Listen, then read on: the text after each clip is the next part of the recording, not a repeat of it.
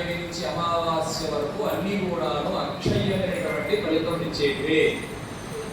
అందుకని ఇక్కడ ఈ సహస్రావృత్తి లక్ష్మీ అష్టోత్తర శతనామ స్తోత్ర పారాయణం మీరు చేసేది. ఎందుకయ్యా విష్ణు సహస్రనామం చేయొచ్చు కదా, లలితా సహస్రనామం చేయొచ్చు కదా, హనుమాన్ చాలీసా చేయొచ్చు కదా, అందరికి అనుమానం రావచ్చు. అవన్నీ ఒక రాశిగా వస్తే ఒక లక్ష్మీ అష్టోత్తరాన్ని ఒక తట్టు పెడితే లక్ష్మీ అష్టోత్తరం ఇవన్నీ ఒక కుప్పలుగా పోసి రావడం పోలేదు. లక్ష్మీ అష్టోత్తరాన్ని చిన్న స్తోత్రమే మనం అనుకుంటాం. మనకి ఎప్పుడైనా కూడా పెద్దగా ఉంటే ప్రభు అనమాట, బాగా చేస్తామని. చిన్నగా ఉంటే కనుక దాని మీద దృష్టి ఉండదు. మనం అది మానవుని యొక్క కలియుగ ధర్మం అనమాట. పెద్ద స్తోత్రాన్ని ఇచ్చారనుకోండి, గట్టిగా పెద్ద పూజ అనుకోండి, డెకరేషన్ చేసి బ్రహ్మాండంగా భజంత్రీలు పెట్టి చేస్తే చాలా గొప్పగా అంటారు. ఏదో అమ్మవారి పెట్టుకొని పులియాత్ర మీద పెట్టుకొని చేసే పూజ చాలా సూక్ష్మం చిన్నదని మన భావనలో మనం తగ్గించి చెప్తాం. అట్లా కాదట. అసలు స్తోత్రములలో దేవీనామ సహస్రేషు శతమష్టోత్తరం పుణ్యమన్నారు. దాంట్లోనే అమ్మవారి యొక్క స్తోత్రాలు దండిగా ఉన్నాయి. ఇది మనం చెప్పేటిగా సాక్షాత్ పరమేశ్వరుడు చెప్పినాడు. పార్వతీదేవి అనేక స్తోత్రాలు ఉన్నాయి, రహస్య స్తోత్రాలు ఉన్నాయి. అందులో కూడా దేవీనామ సహస్రేషు శతమష్టోత్తరం శతం పుణ్యం అని అమ్మవారు విశేషమైనటువంటి స్తోత్రం. ఇది ఒక 1000 పర్యాయములు ఈ ప్రాంతంలో చేయాలని సంకల్పించుకోవడం. ఆ సంకల్పం కూడా మానవ ప్రయత్నంతో చేసింది కాదు, అమ్మవారి యొక్క ప్రేరణ చేత జరిగింది. మేము ఎప్పుడు ఒకటే చెప్తాం, భరతమాత ప్రాంగణంలో మిగతా దేవీ దేవతలకు శక్తి ఉందా లేదా అని మేము చెప్పలేము. మాకు శక్తి లేదు. అమ్మవారి దగ్గర మాత్రం శక్తి ఉందని మేము చెప్పాం. మాకు ఇక్కడికి వస్తే కనబడేది భరతమాత అని మీరు అనుకుంటారు. మేము ఆదిపరాశక్తి అని మేము పూజ చేస్తాం. వెంకటేశ్వర స్వామి పలుకుతాడు, ఈశ్వరుడు పలుకుతాడు, ఆంజనేయ స్వామి అందరూ పలుకుతారు. అమ్మవారు పలకడం కష్టం మాకు. ఎందుకంటే జగన్మాత ఇక్కడ శక్తి ఆదిపరాశక్తి తప్ప ఏ శక్తి ఆమెకు ఇచ్చినటువంటి శక్తి లేదు. పరాశక్తి, ఆదిశక్తి, మహాశక్తి, పరాశక్తి, మహేశ్వరి అని.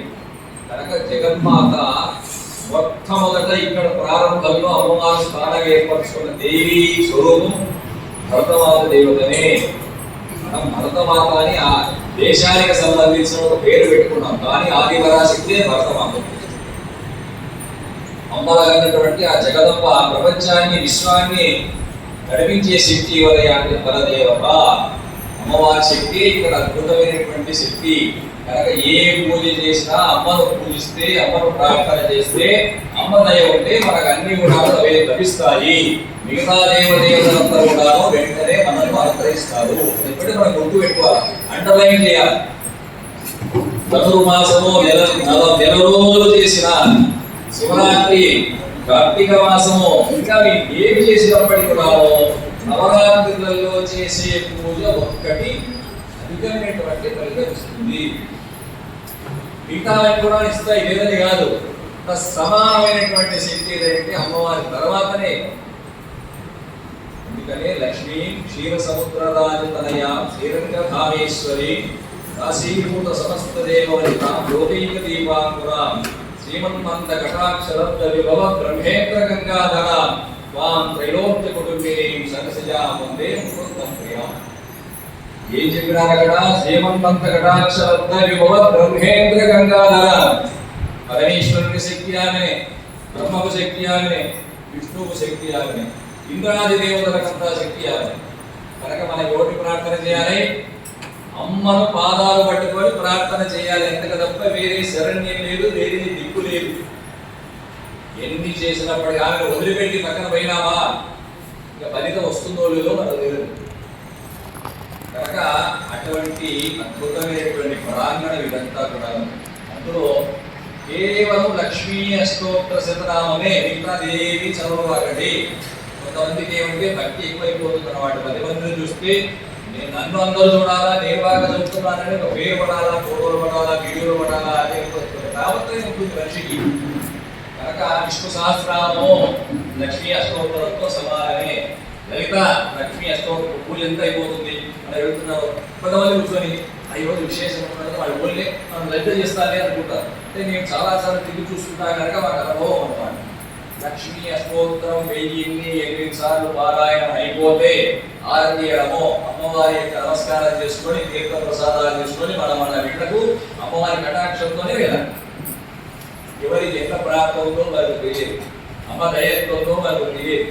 లక్ష్మీ అమ్మవారి అనుగ్రహం ఉంటే అన్నీ లభిస్తాయి. ఆ అష్టోత్తరంలో కనుక మనసు పెట్టి మీరు ఎంత 22 శ్లోకాలు ఉంది మనసు పెట్టి చేస్తే దుర్గా శక్తి ఉంది, సరస్వతి శక్తి ఉంది, కాళీ శక్తి ఉంది, ప్రకృతి శక్తి ఉంది, వికృతి శక్తి ఉంది, అన్నీ ఉన్నాయి అందులో. అందులో లేనటువంటి మాత్రం ఏమున్నది? శక్తి ఏమున్నది? అన్నీ ఉన్నాయి అందులో. ఇప్పుడు పుష్కర సమయం అన్నమాట. యమునా నది కదా ఇప్పుడు జరిగే పుష్కరాలన్నీ. ఆ పుష్కర సమయం, అందులో పుష్కర శక్తి కూడా అమ్మవారి యొక్క నామంలో అటువంటి అద్భుతమైనటువంటి స్తోత్రము. కనుక ఇక్కడ అసలు విగ్రహం మనం చూడడానికి పెట్టుకున్నాం. సరైన పరాశక్తి అమ్మవారి లోపల ఉంది. నన్ను అడిగితే ఇక్కడ వీరంతా కూర్చున్నారు, వీరంతా పరాశక్తి అని చెప్తాను. ఏ స్త్రీ అయితే ముత్తైదువ పశువు కుంకుమ పెట్టుకొని కళ్ళు పుష్పాలు పెట్టుకొని సాంప్రదాయబద్ధంగా కాళ్ళ కింద పశువు పట్టించుకొని కూర్చొని లలిత లక్ష్మి విష్ణు పారాయణ ఏదో పూజ చేస్తుందో ఆమె సాక్షాత్తు అమ్మవారి స్వరూపమే. సువాసీయచ్చర ప్రేమ అని అమ్మవారికి నామం. ఆమె సాక్షాత్ ఆదివల శక్తి లక్ష్మి కాళీ. మీకు ఏమనుకోండి కనుక ఇక వేరే విగ్రహాలు అవసరం లేదు, వేరే మనకు స్థలం కూడా అవసరం లేదు. కానీ మనస్సుతో దేవాలయానికి పోవాలి, ఇంట్లో చేసుకోవడం కొంచెమన్నారు ఫలితం. దేవాలయంలో వస్తే అధికమైనటువంటి ఫలితం అన్నారు. కనుక అమ్మ సన్నిధిలో చేస్తున్నాం, భక్తితో చేయండి. ఇది అందరూ కూడాను ఈ సంస్థకు, విశ్వ హిందూ పరిషత్ సంస్థకు, తర్వాత మహిళా విష్ణు సహస్రనామ సత్సంగానికి, మహిళా మండలికి, సమస్తమైనటువంటి భక్తకోటికి ఐశ్వర్యప్రదం ఈ రోజు అన్నమాట. అది గుర్తు పెట్టుకొని మనమంతా కూడా ఐశ్వర్యవంతులం కావాలి. మిగతా విషయం తర్వాత, ముందు చేతిలో డబ్బులు ఉండాలి. తర్వాత దానం చేస్తామా, మనం ఖర్చు పెట్టుకుంటామా, వీరవారు దాచి పెడతామా, తర్వాత విషయం. లక్ష్మీ కటాక్షం మన చేతులు అమ్మవారు ఇవ్వాలి కనుక డబ్బులు ఒకటే కాదు లక్ష్మి అంటే. అసలు మనం బాగుండాలంటే లక్ష్మి వచ్చేస్తాం. మనిషి ఆరోగ్యంగా తిరుగుతున్నాడు అంటే మన ఐశ్వర్యంలోనే ఆరోగ్యమే మహాభాగ్యం కదా. కనుక అటువంటి స్థితి డబ్బులే కాదు, ఓట్ల గంటలే కాదు లక్ష్మి అంటే. కనుక సిద్ధలక్ష్మి, మోక్షలక్ష్మి, జయలక్ష్మి, విజయలక్ష్మి, సరస్వతి, శ్రీలక్ష్మి, వరలక్ష్మి సమస్త మమసర్వడా అని అమ్మవారిని ప్రార్థన చేస్తాం. శిశుక్తలు మన మంత్రాన్ని ఒక పూజ సిద్ధించిందంటే అది లక్ష్మీ కటాక్షమే. గురువు అనుగ్రహం కలిగితే లక్ష్మీ కటాక్షమే. మంచి ఆభరణాలు వేసుకొని బాగా సంతోషంగా ఇంట్లో సంతోషంగా లక్ష్మీ కటాక్షమే. అటువంటి కటాక్షములన్నీ కూడా అమ్మవారి చేతిలో ఉన్నాయి. అమ్మవారు అనుగ్రహిస్తేనే వెంకటేశ్వర స్వామి కూడా అమ్మవారి పర్మిషన్ తీసుకొని మనం అనుగ్రహిస్తారు. అసలు వచ్చేలాగా చెప్పాలంటే ఈశ్వరుడు కూడా అమ్మవారికి కలిసిన తర్వాతనే, అర్ధనారీశ్వరుడు అయిన తర్వాతనే శక్తి వచ్చింది. బ్రహ్మకు సరే కనుక మనకి ఎవరు ప్రార్థించాలి? అందుకని పురాణ వాగ్మయంలో చెప్పినారు, ఆపద కింకరణీయం స్మరణీయం చరణయుగమంబాయాప. అరే కష్టం వచ్చింది, ఏం చేయాలి స్వామి? వెంటనే వెళ్ళి అమ్మవారి పాదాలు పట్టుకో అంటే గుళ్ళూరు పోయి పాదాలు పట్టుకోవడం అని కాదు అర్థం. పాదాలు పట్టుకోమన్నారు కదా అని గబగబా పరిగెత్తుకుంటూ గుళ్ళు కాదు, మన మనస్సులో అమ్మవారిని స్మరించుకోవడం అన్నమాట. ఆమె పాదముల యొక్క స్మరణ మన మనస్సులో చేయాలి.